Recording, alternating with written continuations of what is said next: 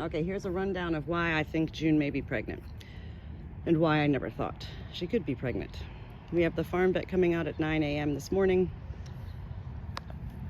because yesterday I had a sudden, well, awakening for the first time in all these months, thinking, oh my gosh, even though we had Cash castrated back in July of 2023, we were told that he could still impregnate her for up to 30 days after having the band placed around his testicles, his scrotum area.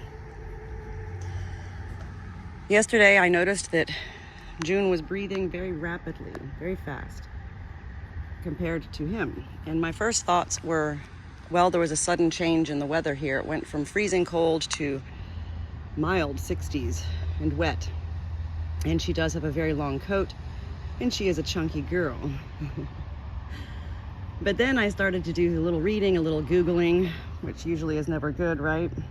But it was then that I was led to Google search, how long is a lamb pregnant for?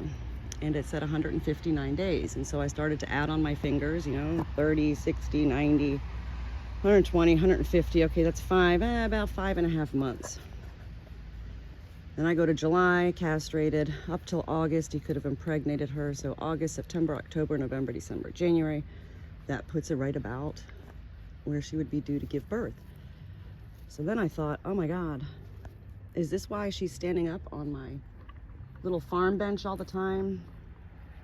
Come on, guys. Is she standing up on this farm bench all the time to stretch her belly out? And is this why she's laying sprawled out in a funny way that I've never seen her lay before, with her legs actually sprawled out?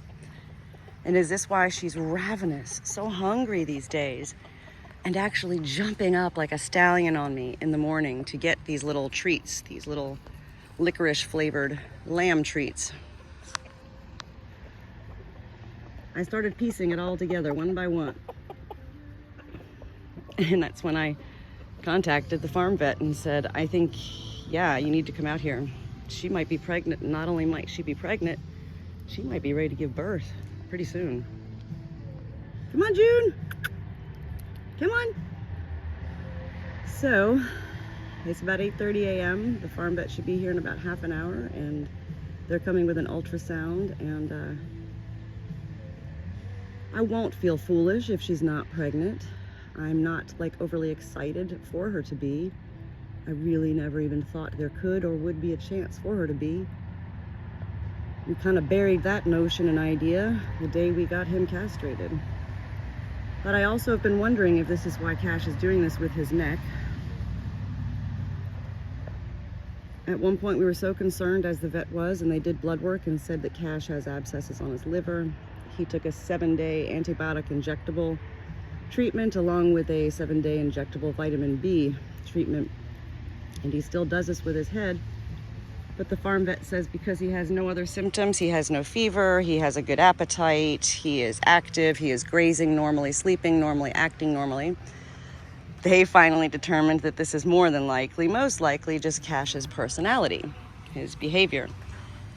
So it was yesterday that I began to wonder, well, is this head tilting behavior actually something that is indicative of his girl, his you girl, being pregnant? Having a baby inside of her. Maybe this is his way of communicating with us, tilting his head. Hey, look at her. Take care of her, huh? What do you think, June? We're gonna find out here in about half an hour. And like I said, I won't feel foolish. We do live and we learn. And sometimes, a lot of times, it does take money, cost money to learn such lessons. But I'm grateful to have such wonderful farm vets, these ladies, a team of ladies that come out here. They never blame, shame, or judge me. They happily take my money, but they also beautifully take care of our farm animals.